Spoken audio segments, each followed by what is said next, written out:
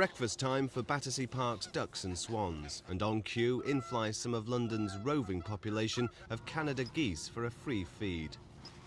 No one says they don't have a right to be here. What worries ecologists is that they're here in such numbers. They're a beautiful goose, but of course as one got to remember that they're an introduction from North America, and they don't have any natural predators in Great Britain.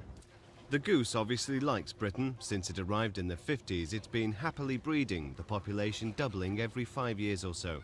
There are now between 5,000 and 10,000 of them around London. If they continue to breed uncontrolled, they could number more than 20,000 by the turn of the century. I know in the States they've had problems at Minneapolis, where they had between 12 and 15,000, and the geese were using the airport. And of course that really did pose a hazard to air traffic. Now I'm saying that, we ought to be thinking about the potential problem now rather than getting into a situation in 5 years' time when we've got to do something about it. Unless something is done, say the ecologists, air traffic in London could eventually be threatened. Thankfully, bird strikes don't happen often. The fact that they don't is due in part to the work of people like the safety unit at Heathrow Airport. Scaring devices clear birds away from runways, but they don't do much to deter the increasing numbers of geese which decide to fly overhead. It's their movements across the airfield which cause the problem, or have the potential to cause the problem.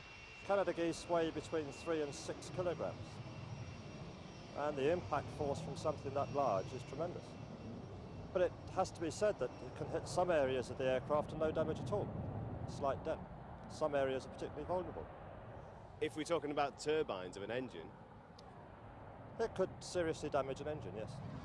Both the Ministry of Agriculture and the London Ecology Unit are now taking a long, hard look at the Canada goose. It's found that in London the living is easy, but with the increasing risk to air traffic, maybe it won't be for much longer. Rob McBride, Thames News.